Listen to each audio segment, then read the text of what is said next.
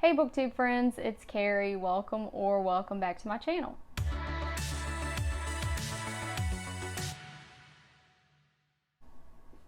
So today I'm going to talk about the book Sanctuary by William Faulkner, and I read this as part of the Faulkner in August 2021 event, which is being sponsored by Brian at Bookish, Roz at Scallydandling About the Books, Noah at Everyone Who Reads It Must Converse, Una at Codex Cantina, and Ellen at Big Hard Books and Classics. This book is definitely a departure from any of the other Faulkner books that I've read. I have read Absalom, The Sound and the Fury, and As I Lay Dying, and this one is definitely a provocative piece of pulp fiction.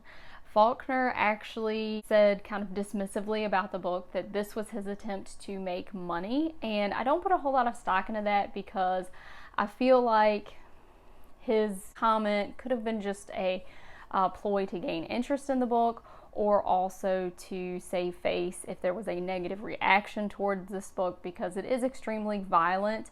There are a good bit of hard topics covered in this book. There is assault, there is kidnapping, there is murder, so it is definitely a dark title. So the plot of this book is following the college student named Temple Drake, who has lived a pretty sheltered life. Her father is a judge, and she loves to remind you of that, and she kind of believes that her station in society will protect her from anything bad happening to her. So she is pretty careless with regard to her personal safety, and it's while on a date with the ne'er-do-well Gowan Stevens that she finds herself in a very bad situation.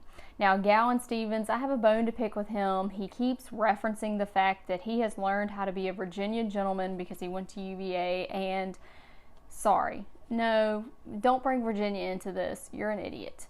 Gowan and Temple, they're in a car accident, and they find themselves at this dilapidated, decaying plantation house that's being used for a lot of criminal activity.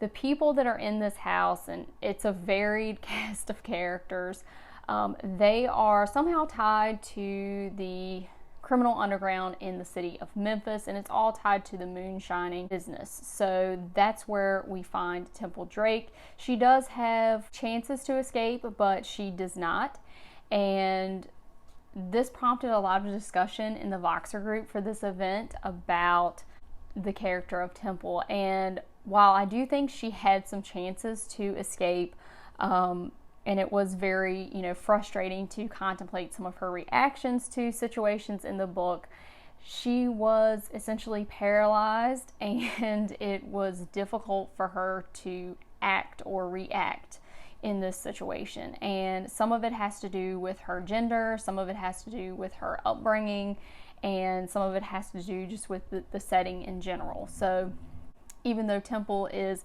a frustrating character, she is definitely someone that you can feel sympathy for, because she will be the primary victim in this book. And I say primary victim because there are other victims in this book as well.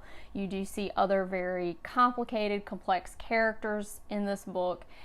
I think Faulkner does that very well, considering that he still maintains that confusing writing style that he is known for. Essentially, we see from chapter to chapter that Faulkner will drop you in the middle of a setting and a scenario, and you really don't know where you are sometimes. You don't know sometimes who you're with in that scene, and so that can be a bit confusing, but it didn't detract from the plot for me. This was a very fast-paced novel for me, and I think that's one of the things that really drew me into the book, is that even though Faulkner maintains that writing style that he is so known for, it didn't slow my reading down at all, which for some of his other novels, they were slower reads for me because they were more complicated and complex to figure out. This, even though there were some things that I didn't quite get, didn't quite understand, I could still advance forward in the book and enjoy the read. And I kind of hesitate to say enjoy the read because it is a very violent book, so I would caution you, if you are sensitive to certain topics, you might want to, look into this book or talk specifically to someone who has read it before you read it. I think Faulkner's writing style was also very fitting because it reflected a lot of the confusion and the anxiety that was felt by our main character, Temple. Kind of elevated the plot for me. Some of the people in the group chat actually commented how cinematic this book was, and I would definitely agree with that. In one of the videos, and I can't remember which host put this in their video, but they talked about how great Faulkner is at describing scenes and using, sensory elements. You really feel like you can hear and smell and see and feel these things. And there were several scenes that were quite disgusting, and they kind of evoked a visceral reaction in me. One scene in particular that involved some spit in a napkin, which was very well done. Kind of weird, but yeah. This is a different Faulkner, but I really enjoyed this read. There was a sense of anxiety within me because of the menacing characters and the sense of foreboding and dread, that this felt a little bit like a horror book to me, or a thriller, kind of an elevated horror book. And I did see some parallels between this book and a lot of horror films.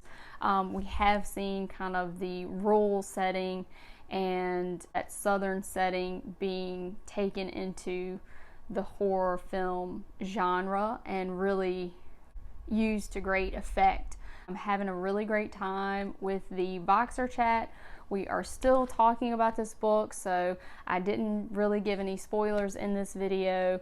There are lots of things at the end of this book that I still want to talk about with the group. There are uses of certain vocabulary that I'm wondering about, and we've had very interesting discussions about symbolism within this book, which I'm not super well versed in the use of symbolism in literature, but there are lots of people in the group that are. So I hope everyone is having a great day, and I will see you in the next video.